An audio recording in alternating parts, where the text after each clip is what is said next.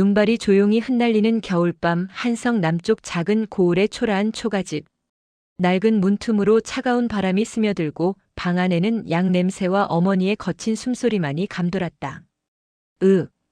콜록콜록. 윤서진은 병든 노모의 손을 꼭 붙잡았다. 어머니의 손은 얼음장처럼 차가웠고 얼굴은 흑빛으로 변해 있었다. 한증은 이미 석 달째 약값조차 제대로 될 수 없어 어머니는 날로 쇠약해져만 갔다. 어머니, 조금만 버티십시오. 제가 반드시. 서진의 목소리는 떨렸다. 그는 글재주 하나로 살아온 서민 출신의 향리 서생이었다. 벼슬길은 하늘의 별 따기였고 과거 시험은 번번이 낙방했다.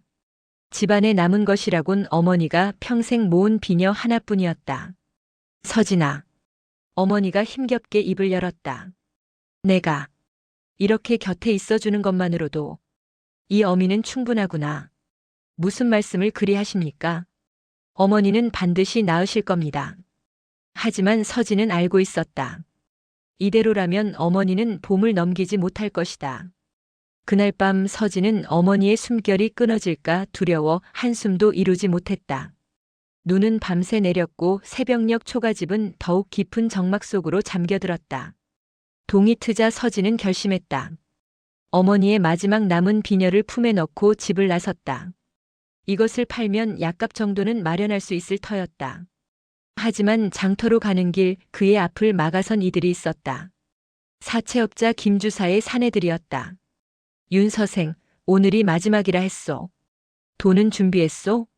서진의 얼굴이 하얗게 질렸다. 석 달 전 어머니의 약값을 마련하려 빌린 돈. 이자가 눈덩이처럼 불어나 이제는 원금의 3배가 넘어 있었다. 조금만 더 시간을 주십시오. 시간? 이미 석 달을 기다렸소. 오늘 못 갚으면 그 초가집이라도 넘겨받아야겠소. 사내들이 서진을 애워쌌다. 막다른 골목으로 내몰린 서진은 뒤로 물러섰다. 그때 낮고 단정한 목소리가 골목에 울려 퍼졌다. 그만두시오. 골목 입구에 한 사람이 서 있었다. 회색 도포를 입은 젊은 선비였다.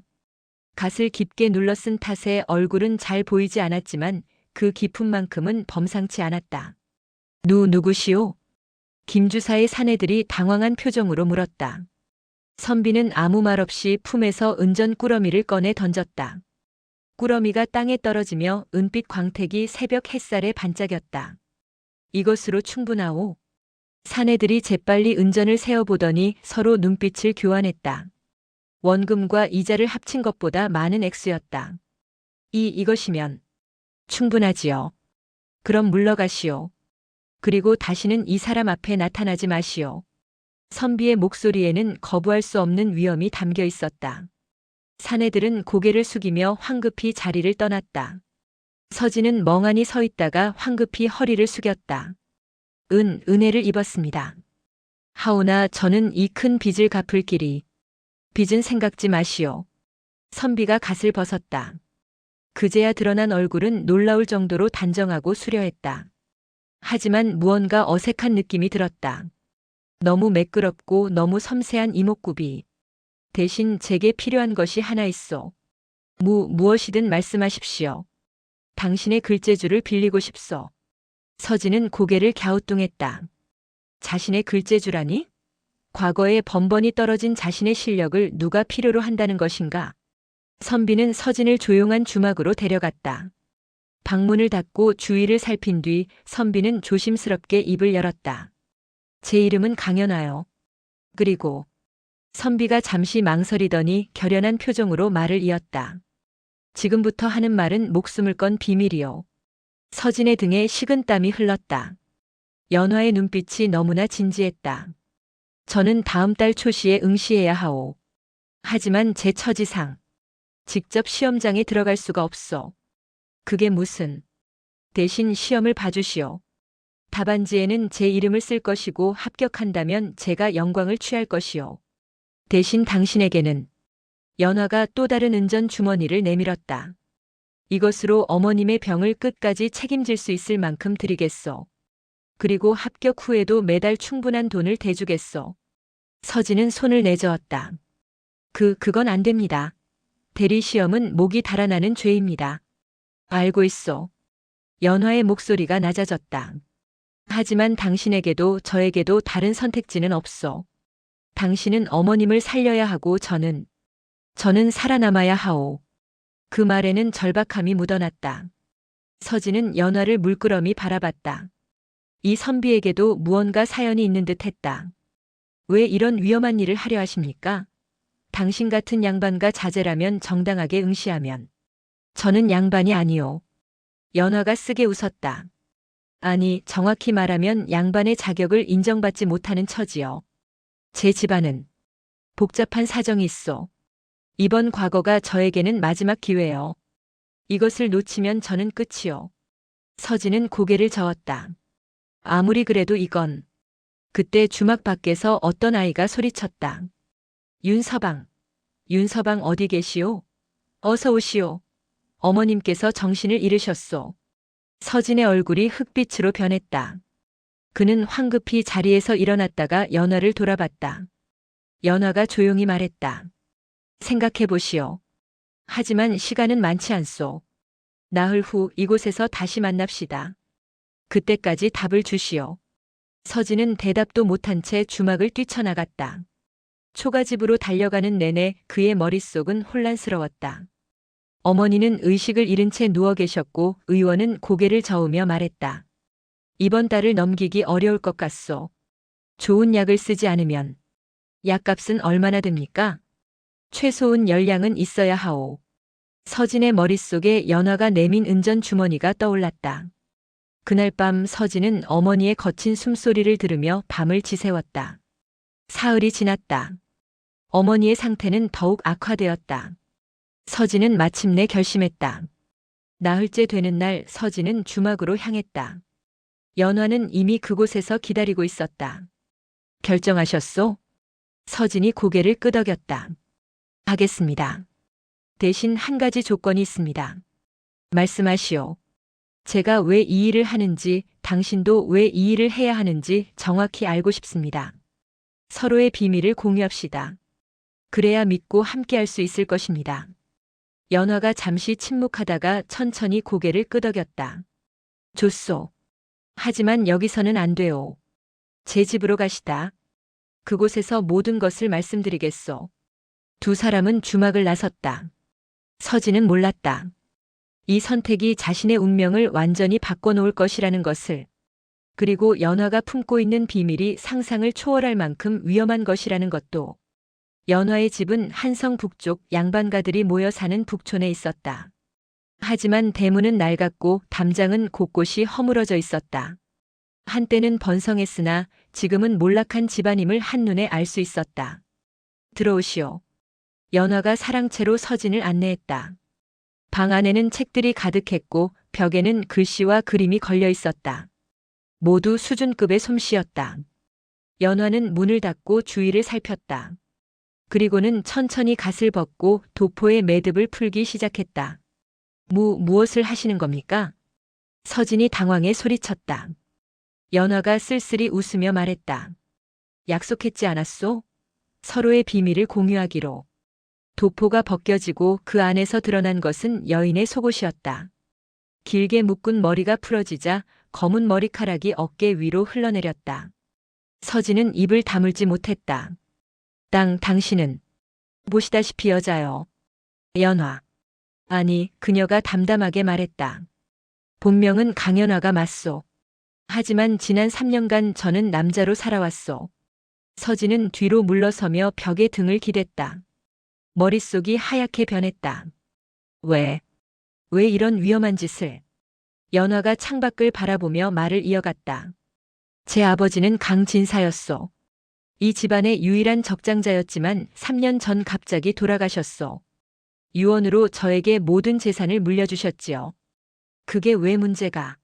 아버지에게는 이복 동생이 있었소. 제 숙부 강익현. 그자는 평생 형의 그늘에 가려 살았고 재산도 벼슬도 없이 지냈소. 아버지가 돌아가시자 그자는 재산을 요구했소. 연화의 목소리가 차갑게 가라앉았다. 하지만 아버지의 유언장은 명확했소. 모든 것은 딸인 저에게. 그래서 숙부는 다른 방법을 찾았소. 다른 방법이라면 저를 자기 아들에게 시집 보내려 한 것이요. 결혼하면 재산은 자연스럽게 남편, 즉 자기 아들에게 넘어간다고 생각했겠지요. 서진의 표정이 굳었다. 저는 거부했소. 그러자 숙부는 더 노골적으로 나왔소. 관가에 저를 불효녀로 고발하고 이 집을 빼앗으려 했소. 여자라는 이유로 저는 재산을 물려받을 자격이 없다고 주장했지요. 연화가 주먹을 쥐었다. 그때 깨달았소. 이 세상에서 여자로 사는 한 저는 아무것도 지킬 수 없다는 것을. 그래서 결심했소. 남자가 되기로. 하지만 어떻게? 아버지의 친구분이 도와주셨소. 호적을 조작해 제가 남자 자식으로 기록되도록 했지요. 물론 불법이요.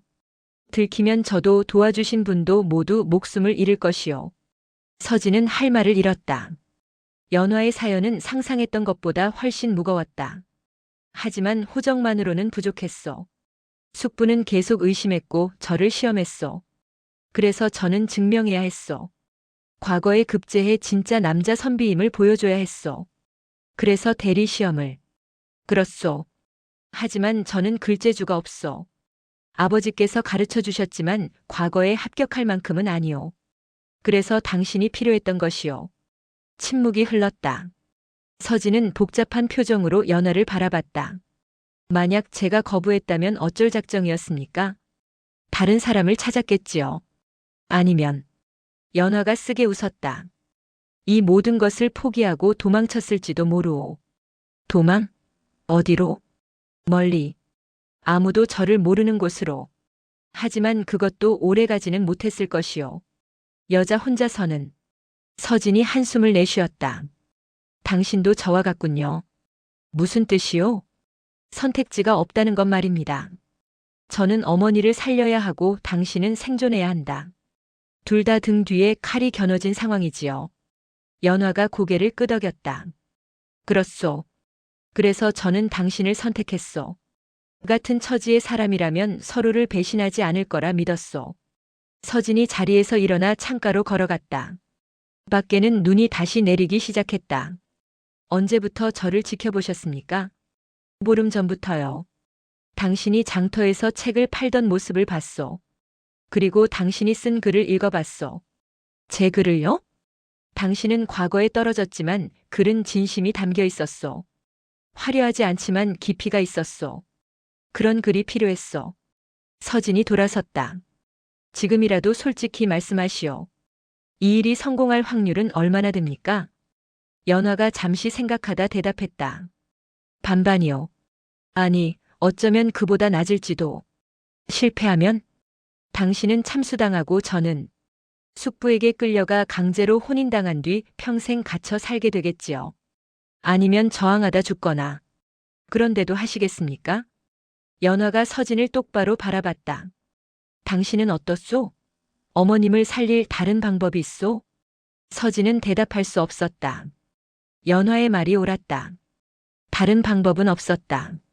좋습니다. 서진이 결연한 표정으로 말했다. 하겠습니다. 하지만 제대로 준비해야 합니다. 저는 당신의 필체를 배워야 하고 말투도 행동도 익혀야 합니다. 시험장에서 조금이라도 의심받으면 끝입니다. 알고 있소. 그래서 연화가 방 한쪽을 가리켰다. 거기에는 이미 침구가 준비되어 있었다. 오늘부터 이 집에서 함께 지내야 하오. 매일 제 옆에서 저를 관찰하고 제가 되어야 하오. 여기서요? 걱정 마시오. 저는 안채에서 당신은 사랑채에서 지낼 것이오. 하인들은 모두 보냈소. 이 집에는 우리 둘뿐이요. 서진의 얼굴이 붉어졌다. 그건 지금 와서 체면을 차릴 때가 아니오. 연화가 단호하게 말했다. 우리는 이미 법을 어긴 공범이요. 성공하거나 함께 죽거나 둘 중 하나요. 그날 밤 서진은 연화의 집에서 첫날 밤을 보냈다. 천장을 바라보며 그는 생각했다. 이것이 옳은 선택인가? 하지만 돌아갈 수는 없었다. 연화에게서 받은 은전으로 이미 어머니의 약을 지었고 의원은 효과가 있다고 했다. 옆방에서는 연화도 잠들지 못하고 있었다. 그녀는 창밖의 달을 바라보며 속삭였다. 제발, 이번만큼은 성공하게 해주십시오. 다음 날부터 지옥 같은 훈련이 시작되었다. 서진은 연화의 필체를 따라 쓰고 또 썼다. 손에 굳은 살이 박이도록 글을 썼다. 그리고 이틀째 되는 날 밤 예상치 못한 일이 벌어졌다. 대문을 두드리는 소리가 요란하게 울려 퍼졌다. 문 열어라. 강연화 안에 있는 줄 안다. 거친 목소리가 대문 밖에서 울려 퍼졌다. 서진은 화들짝 놀라 붓을 떨어뜨렸다. 누구입니까? 연화의 얼굴이 창백하게 질렸다. 숙부요. 강익현이요. 지금 어떻게? 빨리 숨으시오. 절대 모습을 보여서는 안 돼요. 연화가 서진을 안채 뒤편 작은 광으로 밀어 넣었다. 그리고는 재빨리 남장을 갖춰 입고 갓을 눌렀었다. 조금만 기다리시오. 금방 보내드리겠소. 연화는 심호흡을 한 뒤 대문을 열었다. 그곳에는 50대쯤 되어 보이는 사내가 서 있었다. 뒤에는 건장한 사내 셋이 따라와 있었다. 숙부, 이 밤중에 무슨 일이십니까? 연화는 목소리를 최대한 낮고 굵게 만들었다. 강익현이 비웃듯 코웃음을 쳤다. 무슨 일이냐고? 조카가 혼자 사는데 숙부가 안부를 묻는 게 이상하냐? 안부라면 낮에 오셔도. 들어가겠다. 강익현이 연화를 밀치고 안으로 들어섰다. 그의 눈빛이 사랑채를 훑었다. 요즘 이상한 소문이 돌더구나. 소문이요? 내가 밤마다 누군가와 만난다더라. 혹시 계집이라도 드렸느냐? 연화의 심장이 쿵쾅거렸지만 표정만은 태연하게 유지했다. 헛소문입니다. 저는 과거 준비로 바빠 그런 여유가 없습니다. 강익현이 사랑채로 성큼성큼 걸어 들어갔다. 책상 위에는 연습하던 글씨들이 널려 있었다. 그는 그것들을 하나하나 집어들어 살폈다. 필체가 달라졌구나. 연화의 등에 식은땀이 흘렀다. 공부하면서 자연스럽게 바뀐 것입니다. 그래. 그럼 지금 당장 내 앞에서 써보거라. 지금요? 그래, 지금. 의심스러운 게 한둘이 아니구나. 강익현이 종이를 내밀었다. 연화는 어쩔 수 없이 붓을 들었다. 손이 미세하게 떨렸다. 광 안에서 이 광경을 엿보던 서진은 가슴이 철렁 내려앉았다. 연화의 글씨 실력으로는 금방 들통날 것이 분명했다. 연화가 붓을 종이에 댔다. 그 순간 밖에서 비명소리가 들렸다. 불이야. 불. 강익현이 화들짝 놀라 밖으로 뛰쳐나갔다. 담장 너머 이웃집에서 연기가 피어오르고 있었다. 저것 봐라. 큰일 났다. 강익현의 사내들이 우왕좌왕했다. 강익현은 연화를 노려보다가 혀를 찼다. 오늘은 이만 가겠다. 하지만 다음에는 제대로 확인하겠다. 내가 정말 남자인지 아니면. 그는 의미심장한 눈빛을 남기고 사내들을 이끌고 나갔다. 연화는 그들이 완전히 사라질 때까지 대문 앞에 서 있었다. 그리고는 비틀거리며 주저앉았다. 괜찮습니까? 서진이 광에서 나와 연화를 부축했다. 연화의 온몸이 부들부들 떨리고 있었다. 거의 들킬 뻔했소. 이웃집 불은? 제가 지른 것이요. 둘은 동시에 뒤를 돌아봤다. 거기에는 낡은 옷을 입은 노파가 서 있었다. 누구십니까? 노파가 빙그레 웃었다. 나는 옆집에 사는 박씨 할멈이라오. 아가씨를 어릴 적부터 봐왔지. 할멈. 걱정 마시오. 불은 헛간 한쪽만 태운 것이고 이미 껐소. 그 정도면 저자를 쫓아내기엔 충분했지. 연화가 눈물을 글썽이며 고개를 숙였다. 감사합니다. 감사는 무슨. 내 아버지가 평생 우리 집안을 돌봐주셨는데 이것도 다 은혜를 갚는 것이라오. 할멈이 서진을 보며 말했다. 이 사람이 그 소문의 주인공이구려. 할멈 이건 변명 말거라. 다 알고 있소. 너희가 무슨 일을 꾸미는지. 서진과 연화의 얼굴이 하얗게 질렸다. 할멈이 손을 내저었다. 겁먹지 마시오. 나는 아무에게도 말하지 않을 것이오. 대신 할멈의 표정이 진지해졌다. 강익현 그놈은 포기하지 않을 것이오. 오늘은 물러갔지만 분명 다시 올 것이고 그때는 더 철저하게 조사할 것이오. 그럼 어떻게? 시간을 앞당기시오. 예? 과거 시험이 한 달 뒤라 했지? 그때까지 기다리면 들통날 것이요. 차라리 보름 뒤에 있는 예비 시험에 응시하시오. 서진이 깜짝 놀라 소리쳤다. 보름? 그건 너무 촉박합니다. 촉박해도 어쩔 수 없어. 강익현은 이미 의심하고 있어. 한 달을 더 버티기는 어려울 것이요. 연화가 고개를 끄덕였다. 할매 말씀이 맞소. 오늘 숙부의 눈빛을 봤소. 저자는 확신을 얻으려고 하고 있어. 서진은 머리를 감싸 쥐었다. 하지만 보름으로는 준비가 해야 합니다. 연화가 서진의 손을 잡았다. 우리에겐 선택지가 없어. 지금 아니면 영영 기회가 없을 것이요. 할멈이 품에서 작은 주머니를 꺼냈다. 이것은 정신을 맑게 해주는 약초요. 밤을 새워도 견딜 수 있을 것이요. 그리고 할멈이 목소리를 낮췄다. 강익현의 동태를 내가 살필 것이요. 이상한 움직임이 있으면 바로 알려주겠어. 할멈, 왜 이렇게까지? 내 아버지는 내 아들의 목숨을 구해주셨어. 그 은혜를 잊을 수가 없구나. 할멈은 그 말을 남기고 사라졌다. 서진과 연화는 한동안 말없이 서 있었다. 보름. 서진이 중얼거렸다. 정말 할 수 있겠습니까? 해야 하오. 연화의 눈빛이 불타올랐다. 오늘부터 하루에 4시간만 자겠소. 나머지 시간은 모두 공부에 쏟겠소. 하지만 당신의 몸 따위는 나중 문제요. 지금은 살아남는 것이 먼저요. 그날 밤부터 두 사람의 진짜 싸움이 시작되었다. 서진은 연화의 필체를 완벽하게 모방하기 위해 손이 부르트도록 글을 썼다. 연화는 과거 시험에 나올 법한 문제들을 모아 서진에게 던졌다. 사흘이 지나고 닷새가 지났다. 서진의 눈 밑에는 시퍼런 다크서클이 생겼고 연화는 몸무게가 눈에 띄게 줄어들었다. 하지만 실력은 늘고 있었다. 서진의 글은 날로 깊어졌고 필체는 연화의 것과 구분할 수 없을 정도가 되었다. 열흘째 되는 날 밤 연화가 서진이 쓴 글을 읽다가 갑자기 울음을 터뜨렸다. 왜 우십니까? 이 글 너무 좋소. 연화가 눈물을 훔쳤다. 제가 평생 쓰고 싶었던 글이요. 하지만 제게는 이런 재능이 없었소.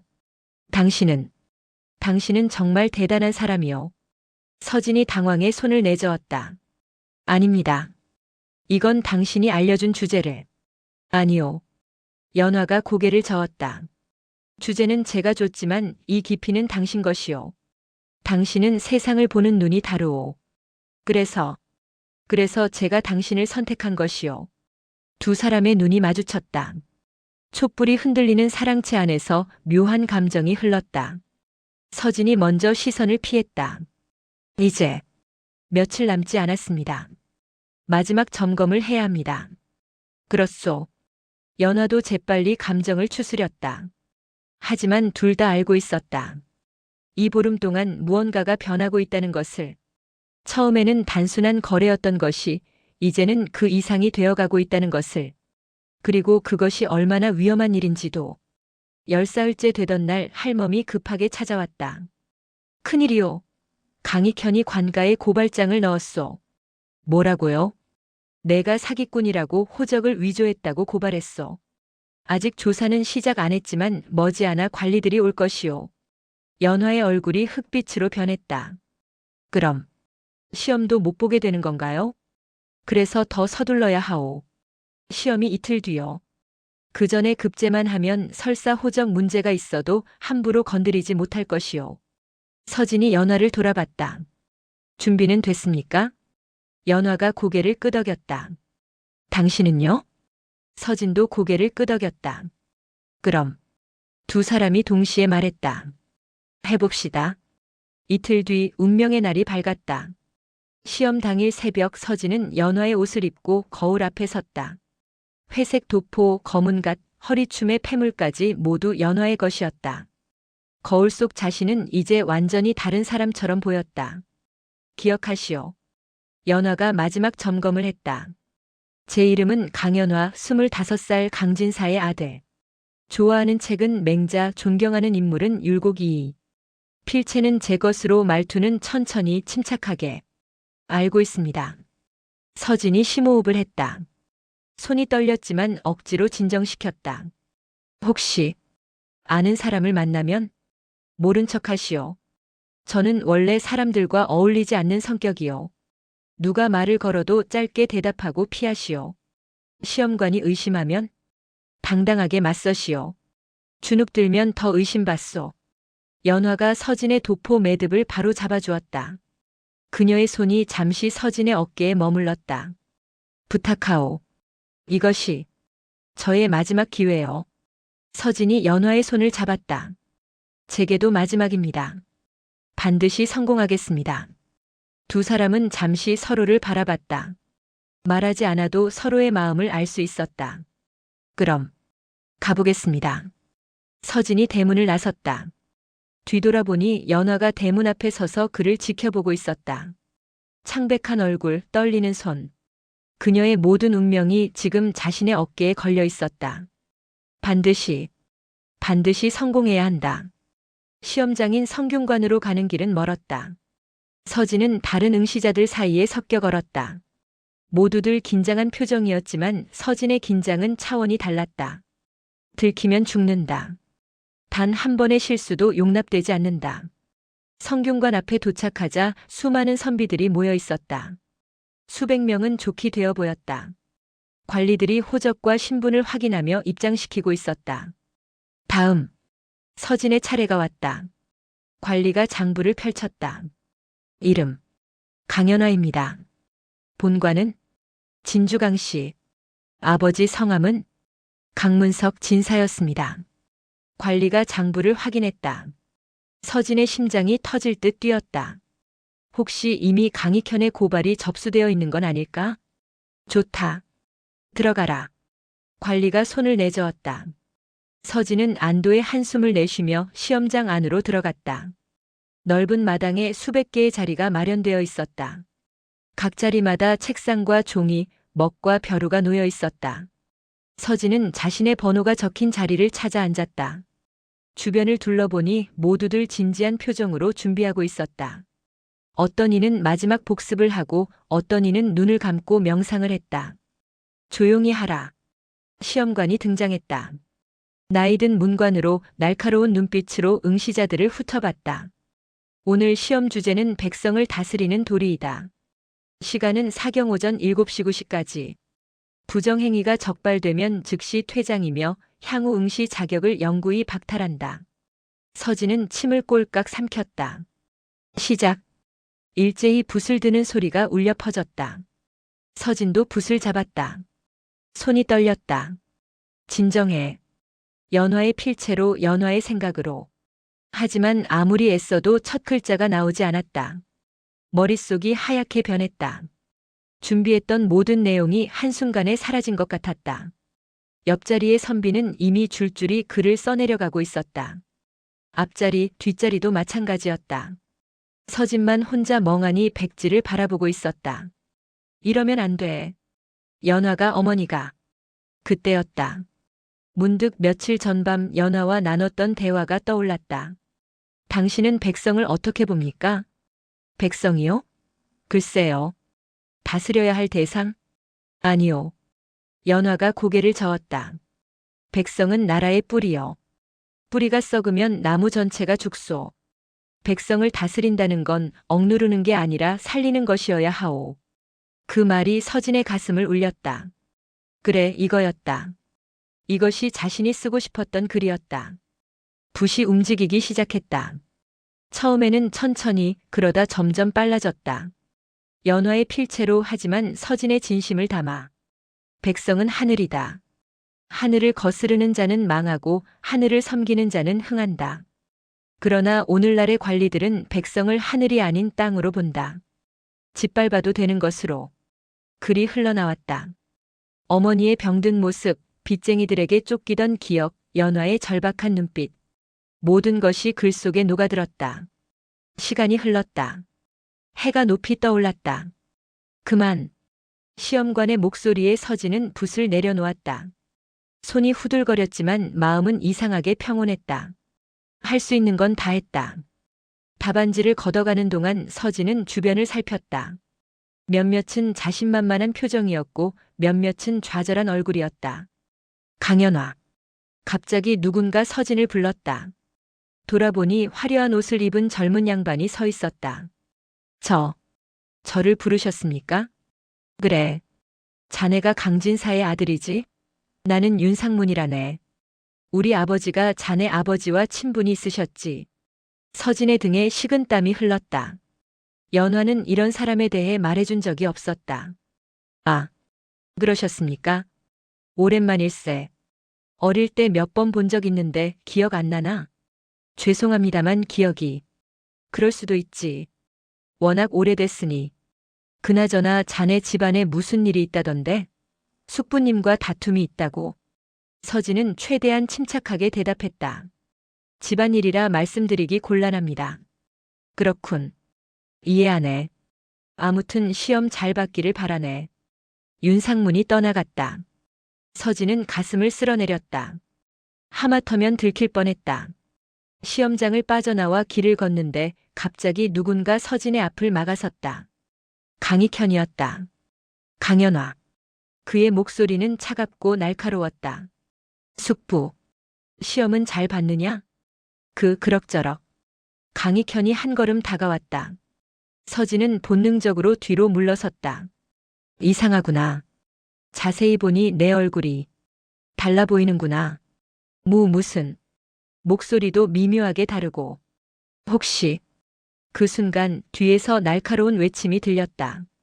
강익현. 거기 서라. 돌아보니 관복을 입은 관리 2명이 다가오고 있었다. 당신을 위증죄로 체포한다. 조카를 무고했다는 증거가 나왔다. 강익현의 얼굴이 일그러졌다. 무슨 소리냐? 증거가 어디? 박씨 노파가 증언했다.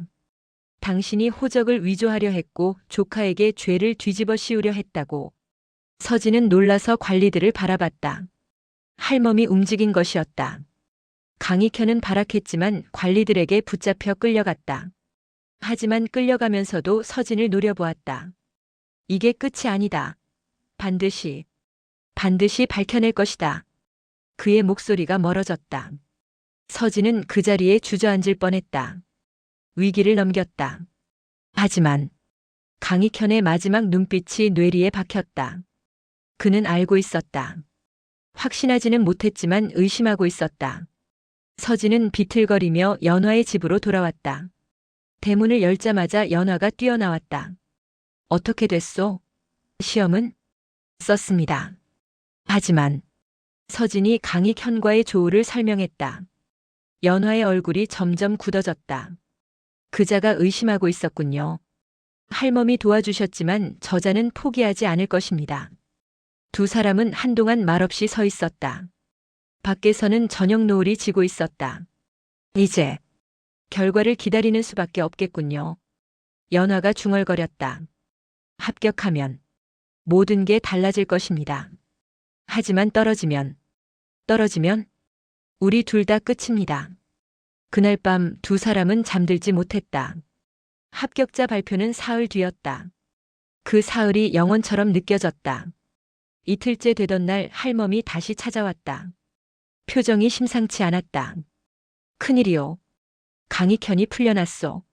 뭐라고요? 어떻게? 증거가 부족하다며 석방됐어. 그리고 지금 더 큰 고발을 준비하고 있다고 하오. 더 큰 고발이라면? 대리시험을 의심하고 있어. 필적 감정을 요청할 거라고 하오. 연화의 얼굴이 새하얗게 질렸다. 필적 감정이라면 저와 서진의 글씨를 비교한다는. 그렇소. 만약 다르다는 게 밝혀지면. 서진이 벌떡 일어났다. 안 됩니다. 지금 당장 도망쳐야 합니다. 도망쳐서 어디로 가겠소? 연화가 고개를 저었다. 이미 늦었소. 이제는 운명을 받아들이는 수밖에. 그때 대문을 두드리는 소리가 들렸다. 세 사람은 동시에 얼어붙었다. 저게 혹시. 문 밖에서 목소리가 들렸다. 급히 전할 소식이 있소. 합격자 발표가 났소. 연화가 황급히 대문을 열었다. 밖에는 성균관의 심부름꾼이 서 있었다. 강연화 댁이 맞습니까? 그렇습니다. 심부름꾼이 붉은 봉투를 내밀었다. 손이 떨려 봉투를 받을 수가 없었다.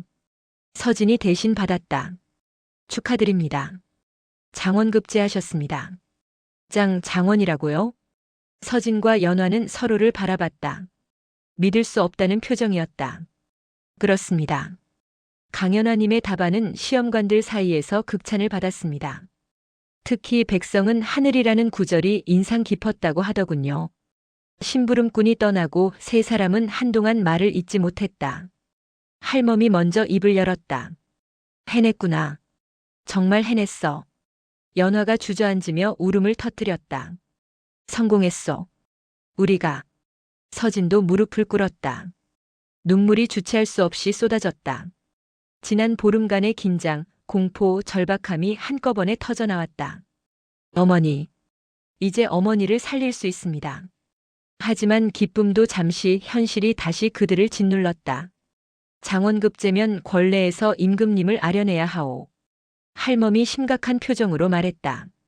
그때 서진 당신이 가야 하는데 강익현이 가만히 있겠소? 분명 그 자리에서 뭔가 꾸밀 것이오. 그럼 어떡해? 그때 대문이 요란하게 열렸다. 강익현이었다. 뒤에는 관리 5명이 따라와 있었다. 강연화. 아니 사기꾼. 강익현이 손가락질하며 소리쳤다. 저자가 바로 대리시험을 친 놈이오. 진짜 강연화는 따로 있소. 관리들이 서진을 에워쌌다. 서진은 뒤로 물러섰다. 무슨 헛소리를. 헛소리? 증거가 있소. 강익현이 종이 뭉치를 내밀었다. 이것은 지난달까지 강연화가 쓴 글씨들이요. 그리고 이것은 오늘 시험에서 제출된 답안지요. 필체가 완전히 다르오. 관리가 두 종이를 비교했다. 표정이 굳어졌다. 확실히 다른 것 같은데요. 그것 봐요. 저자는 가짜요. 진짜 강연화를 내놓으시오. 서진은 말문이 막혔다. 연화는 창백한 얼굴로 서 있었다. 그때였다. 제가 강연화입니다. 연화가 앞으로 걸어 나왔다. 그녀는 갓을 벗고 머리를 풀었다. 긴 머리카락이 어깨 위로 흘러내렸다. 저는 여자입니다. 관리들이 입을 쩍 벌렸다. 강익현조차 놀란 표정을 감추지 못했다. 뭐라고? 저는 강진사의 딸 강연화입니다. 아버지가 돌아가신 후 재산을 지키기 위해 남장을 했습니다. 연화가 관리들을 돌아보며 말했다. 하지만 저는 글을 쓸 줄 몰랐습니다. 그래서 이 사람 윤서진에게 부탁했습니다. 제 이름으로 시험을 봐달라고. 그럼 정말 대리 시험을. 그렇습니다. 연화가 고개를 숙였다. 모든 잘못은 제게 있습니다. 윤서진은 제가 협박해서 시킨 것입니다. 처벌하려거든 저만 처벌하십시오. 아닙니다. 서진이 앞으로 나섰다. 협박이 아니었습니다. 저는 자발적으로 했습니다. 어머니를 살리기 위해 돈이 필요했습니다. 두 사람은 서로를 바라봤다. 관리들은 당황한 표정으로 수군거렸다. 이건 대역죄요. 둘 다 사형감이요. 강익현이 쾌재를 불렀다. 그것 봐요. 제 말이 맞았소. 당장 저들을 잡아가시오. 관리들이 서진과 연화에게 다가왔다. 바로 그때 대문 밖에서 말발굽 소리가 들렸다. 잠깐. 위풍당당한 목소리와 함께 한 중년 관리가 들어섰다. 붉은 관복을 입은 높은 지위의 문관이었다. 형조판서 대감. 관리들이 황급히 허리를 숙였다. 형조판서는 서진이 쓴 답안지를 손에 들고 있었다. 나는 이 답안을 읽었소. 그리고 감동받았소. 하지만 대감 저들은 대리 시험을. 알고 있소. 판서가 손을 들어 말을 막았다. 하지만 나는 이것도 알고 있소. 이 글을 쓴 사람은 진정으로 백성을 사랑하는 마음을 가지고 있다는 것을. 판서가 서진을 바라봤다. 윤서진, 그대가 이 글을 썼소? 그렇습니다. 왜 자신의 이름으로 응시하지 않았소? 서진이 고개를 숙였다. 저는 서민 출신입니다. 과거에 여러 번 떨어졌습니다. 어머니가 병들어 죽어가는데 제게는 아무것도 없었습니다. 그래서 법을 어겼소? 변명하지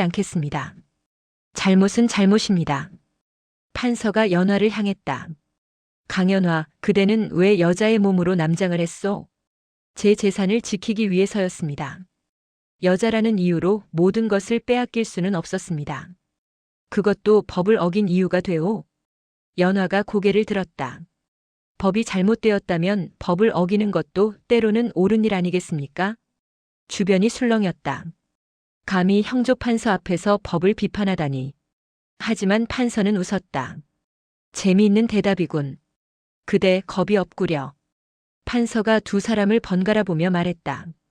법은 분명하오. 대리시험은 사형에 처할 수 있는 중죄요. 호적 위조도 마찬가지고. 서진과 연화의 얼굴이 하얗게 질렸다. 하지만 판서가 말을 이었다. 이 답안을 읽은 임금께서 직접 나에게 명하셨소. 이 글을 쓴 자를 만나보고 싶다고. 임금님께서? 그렇소. 오늘 오시나 12시 경복궁 근정전으로 오시오. 둘 다. 판서가 돌아서며 마지막으로 말했다. 임금께서 직접 판단하실 것이오. 그대들의 운명을. 판서가 떠나고 마당에는 정적이 흘렀다. 강익현이 분노에 떨었다. 이게 말이 되오? 범죄자들을 임금께서 만나신다고. 물러가시오, 강익현. 할멈이 나섰다.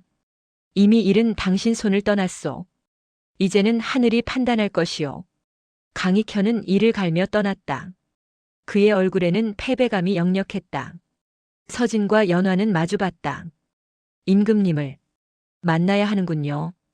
우리가 살 수 있을까요? 연화가 서진의 손을 잡았다. 모르겠소. 하지만 적어도 함께 가는 거요. 함께. 서진도 그녀의 손을 꼭 잡았다. 몇 시간 뒤 두 사람은 경복궁으로 향했다. 거대한 궁궐 앞에 서자 다리가 후들거렸다. 근정전으로 안내되었다. 넓은 전각 안에는 임금이 앉아 있었고 좌우로 신하들이 늘어서 있었다. 엎드려라. 두 사람은 바닥에 엎드렸다. 임금의 목소리가 울려 퍼졌다. 고개를 들어라. 고개를 들자 임금의 얼굴이 보였다. 생각보다 젊었고 눈빛은 날카로웠다. 윤서진, 강연화. 그대들이 쓴 글을 읽었다. 송구하옵니다, 전하. 송구는 무슨 훌륭한 글이었다. 특히 백성은 하늘이며 하늘을 섬기는 자만이 나라를 다스릴 자격이 있다는 구절. 진심이 느껴졌다. 임금이 몸을 앞으로 기울였다. 하지만 그대들은 법을 어겼다. 대리시험, 호적 위조, 남장. 모두 중죄다. 저희의 죄를 인정하옵니다. 그렇다면 벌을 받아야 하지 않겠느냐? 두 사람은 대답하지 못했다. 임금이 한참을 두 사람을 바라보다가 입을 열었다. 하지만 짐은 궁금하다. 그대들은 왜 그토록 절박했느냐? 목숨을 걸면서까지. 서진이 떨리는 목소리로 대답했다. 제게는 어머니밖에 없었습니다. 어머니를 살릴 방법이 이것밖에 없었습니다. 연화도 말했다. 저는 여자라는 이유로 모든 것을 빼앗길 순 없었습니다. 아버지의 유산을 제 삶을 지키고 싶었습니다. 임금이 신하들을 돌아봤다. 경들은 어찌 생각하는가? 한 노신하가 나섰다. 법은 엄중해야 합니다. 이들을 용서한다면 법이 무너집니다. 또 다른 신하가 반박했다. 하지만 이들의 사연을 보면 법만으로는 해결할 수 없는 문제가 있지 않습니까? 여자라는 이유로 재산을 물려받지 못하는 것, 가난하다는 이유로 어머니를 살릴 수 없는 것. 이것이 과연 옳은 일입니까? 전각 안이 술렁였다. 임금이 손을 들어 조용히 시켰다. 짐이 결정하겠다. 모두가 숨을 죽였다. 윤서진, 강연화. 예, 전하. 그대들의 죄는 명백하다. 하지만 그대들의 마음도 이해한다. 임금이 잠시 멈췄다가 말을 이었다. 그러므로 짐은 이렇게 명한다. 서진과 연화는 몸을 더욱 낮췄다. 윤서진. 임금의 목소리가 근정전에 울려 퍼졌다. 그대의 글재주는 인정한다. 하지만 대리시험은 용납할 수 없는 죄다. 그러므로 강연화 명의의 급제는 무효로 한다. 서진과 연화의 얼굴이 절망으로 물들었다. 결국 모든 것이 수포로 돌아가는 것인가? 하지만 임금이 말을 이었다. 그대에게 다시 한번 기회를 주겠다. 석 달 뒤 특별 과거를 열 것이다. 그때 그대의 이름으로 정당하게 응시하라. 합격한다면 그때는 떳떳하게 벼슬을 받을 것이다. 서진은 믿을 수 없다는 표정으로 고개를 들었다. 전하, 그 말씀은 그리고 그때까지 그대 어머니의 치료비는 내 탕고에서 지원하겠다. 효심이 지극한 자를 굶어 죽게 할 수는 없지 않겠느냐. 서진의 눈에서 눈물이 쏟아졌다. 황송하옵니다, 전하. 이 은혜 평생 잊지 않겠나이다. 임금이 이번에는 연화를 향했다. 강연화. 예, 전하. 그대는 여자의 몸으로 남장을 하고 호적을 위조했다. 이 또한 중죄다. 연화는 고개를 숙인 채 대답했다. 죽을 죄를 지었나이다. 하지만 그대의 처지도 이해한다. 아버지의 유산을 지키려는 것이 무슨 죄겠느냐. 임금이 신하들을 돌아봤다. 짐이 묻겠다. 이 나라의 법은 왜 딸에게는 재산을 물려줄 수 없다 하는가? 아들이 없으면 모든 것을 빼앗아도 된다는 말인가? 신하들이 웅성거렸다. 누구도 쉽게 대답하지 못했다. 전하, 그것은 조상 대대로 내려온 법도이옵니다. 한 노신하가 조심스럽게 말했다. 법도라. 하지만 그 법도가 옳지 않다면 어찌하겠는가? 임금의 목소리에 힘이 실렸다. 짐은 생각한다. 법은 백성을 위해 있는 것이지 백성이 법을 위해 있는 것이 아니라고. 법이 백성을 괴롭힌다면 바꿔야 하는 것은 백성이 아니라 법이다. 전각이 숙연해졌다. 그러므로 짐은 명한다. 강연화의 호적 위조는 특별히 사면한다. 그리고 앞으로 딸도 아버지의 재산을 물려받을 수 있도록 법을 개정할 것을 의정부에 지시한다. 전하, 보수적인 신하들이 반발했다. 그것은 조종의 법을 어기는 것이옵니다. 조종의 법도 시대에 맞게 바뀌어야 한다. 이것이 짐의 뜻이다. 임금의 단호한 목소리에 더 이상 반대하는 이는 없었다. 강연화. 예, 전하. 그대는 이제 떳떳하게 여자로 살아도 좋다. 재산도 집도 모두 그대 것이다. 누구도 빼앗을 수 없다. 연화는 바닥에 엎드려 흐느꼈다. 감사옵니다. 감사옵니다, 전하. 그리고 한 가지 더. 임금이 빙그레 웃었다. 그대도 공부를 계속하고 싶다면 석 달 뒤 특별 과거에 응시하라. 여자라고 시험을 볼 수 없다는 법은 없지 않느냐. 전각이 다시 한번 술렁였다. 여자가 과거를 본다니. 다만, 임금이 덧붙였다.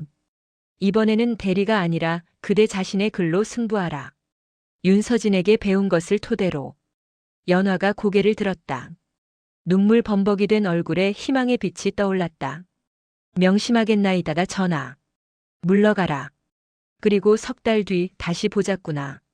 두 사람은 큰절을 올리고 근정전을 나왔다. 궁궐 밖으로 나오자 햇살이 눈부시게 쏟아졌다. 마치 새로운 세상으로 나온 것 같았다. 믿을 수 있습니까? 우리가 살았습니다. 서진이 하늘을 올려다보며 중얼거렸다. 임금님께서 우리를 살려주셨습니다. 연화도 눈물을 닦으며 고개를 끄덕였다. 그것뿐만이 아니오. 법까지 바꾸신다고 하셨소. 이제 저는 떳떳하게 살 수 있소. 두 사람은 서로를 바라봤다. 지난 보름간의 두려움, 절박함, 그리고 함께 나눈 시간들이 주마등처럼 스쳐갔다. 윤서진. 예. 고맙소. 당신이 아니었다면 저는 여기까지 오지 못했을 것이오. 아닙니다. 저야말로. 강연화 당신이 아니었다면 어머니를 살리지 못했을 겁니다. 연화가 조심스럽게 손을 내밀었다. 서진이 그 손을 잡았다. 이제 어떻게 하시겠소? 서진이 물었다. 석 달 뒤 시험을 준비해야겠지요. 당신은? 저도. 같이 준비하면 안 될까요? 연화가 놀란 표우로 서진을 바라봤다. 함께요? 지난 보름간 저는 당신에게서 많은 것을 배웠습니다. 글을 쓰는 법뿐만 아니라 세상을 보는 법, 싸우는 법도요. 서진이 미소 지었다. 그리고 당신 곁에 있을 때가 가장 편안했습니다. 연화의 얼굴이 붉어졌다. 저도 그랬습니다. 그럼 계속 함께하면 어떻겠습니까? 이번에는 거래가 아니라 진짜 동료로. 연화가 고개를 끄덕였다. 좋소. 함께 합시다. 두 사람은 웃으며 궁궐을 나섰다. 석 달이 흘렀다. 그동안 많은 것이 바뀌었다. 서진의 어머니는 내탕고의 지원으로 최고의 치료를 받았고 건강을 되찾았다. 강익현은 무고죄로 유배를 갔다. 그리고 연화는 떳떳하게 여자로 살기 시작했다. 두 사람은 매일 함께 공부했다. 이번에는 각자의 이름으로 각자의 글로. 어때요? 이번 글은? 서진이 자신이 쓴 글을 연화에게 보여줬다. 좋아요. 하지만 이 부분은 좀 더 간결하게 쓰는 게 나을 것 같아요. 그렇군요. 당신 글은 어때요? 연화가 쑥스럽게 자신의 글을 내밀었다. 서진이 읽어보다가 고개를 끄덕였다. 많이 늘었어요. 이제는 제가 배울 게 없을 정도로요. 무슨 말씀을? 아직 멀었어요. 두 사람은 웃으며 다시 붓을 들었다. 그렇게 석 달이 지나고 드디어 특별 과거 날이 밝았다. 이번에는 서진도 연화도 떳떳했다. 각자의 이름으로 각자의 글로 시험을 봤다. 일주일 후 합격자 발표가 났다. 윤서진 을과 2등급 합격. 강연화 병과 3등급 합격. 두 사람 모두 합격한 것이다. 해냈어요. 서진이 연화의 손을 잡고 외쳤다. 우리가 해냈어요. 연화도 눈물을 흘리며 웃었다. 정말, 정말 해냈네요. 합격 축하 잔치가 열렸다. 서진의 어머니도 박씨 할멈도 그리고 많은 이들이 모여 축하했다. 밤이 깊어가고 사람들이 하나둘 떠났다. 마당에는 서진과 연화만 남았다. 달빛이 두 사람을 부드럽게 비췄다. 이제 정말 끝났네요. 연화가 달을 올려다보며 말했다. 끝이 아니라 시작 아닐까요? 서진이 대답했다. 시작이요? 우리의 새로운 살. 이제부터 시작 아니겠어요? 연화가 서진을 바라봤다. 달빛 아래 그의 얼굴은 부드럽고 따뜻했다. 윤서진. 예? 한 가지 물어봐도 될까요? 무엇이든요. 연화가 망설이다가 조심스럽게 물었다. 앞으로도 계속 제 곁에 있어 주실 건가요? 서진이 빙그레 웃었다. 그게 무슨 질문입니까? 당연하죠. 하지만 이제는 거래도 끝났고 제가 당신을 붙잡을 이유가 필요한가요? 서진이 연화의 손을 잡았다. 저는 당신 곁에 있고 싶습니다. 거래 때문도 의무 때문도 아니에요. 그냥 당신이 좋아서요. 연화의 눈에 눈물이 맺혔다. 저도 당신이 좋아요. 그럼 됐네요. 서진이 연화를 부드럽게 끌어안았다. 연화도 그의 품에 안겼다. 앞으로 어떻게 될까요? 연화가 속삭였다. 모르겠어요. 하지만 함께라면 어떤 일도 헤쳐나갈 수 있을 거예요. 함께. 그래요. 함께. 달빛이 두 사람을 감싸 안았다. 눈 내리던 그 겨울밤 절망 속에서 시작된 거래는 이제 진실한 인연으로 바뀌었다. 두 사람은 오랫동안 그렇게 서 있었다. 과거의 두려움도 미래의 불안도 잠시 잊고 그저 이 순간을 함께 느끼며. 고마워요, 윤서진. 저야말로 강연화. 달은 계속 밝게 빛났다. 그 빛 아래서 두 사람은 새로운 약속을 맺었다. 더 이상 속이지 않겠다고. 더 이상 숨지 않겠다고. 그리고 무슨 일이 있어도 함께 하겠다고. 그로부터 몇 년 후. 윤서진은 이조 판서가 되어 백성을 위한 정책을 펼쳤다. 강연화는 최초의 여성 문관이 되어 여성의 권리를 위해 싸웠다. 두 사람은 결혼했고 아들과 딸을 낳았다. 딸에게는 이렇게 말했다. 너는 여자라는 이유로 꿈을 포기할 필요 없단다. 내 어머니가 그 길을 열어줬으니까. 아들에게는 이렇게 말했다. 진짜 용기는 힘센 사람이 되는 게 아니라 약한 사람을 돕는 거란다. 내 아버지가 그렇게 살았단다. 그리고 두 아이에게 함께 말했다. 세상이 아무리 어렵고 불공평해도 포기하지 마라. 그리고 혼자가 아니라는 걸 기억해라. 함께라면 어떤 것도 이겨낼 수 있단다. 달빛 아래서 시작된 그들의 이야기는 이렇게 새로운 세대로 이어졌다. 그리고 그 이야기는 오늘날까지도 전해진다. 절망 속에서도 희망을 잃지 않았던 두 사람. 불의한 법에 맞서 싸웠던 두 사람. 그리고 서로를 믿고 함께 새로운 세상을 만들었던 두 사람의 이야기로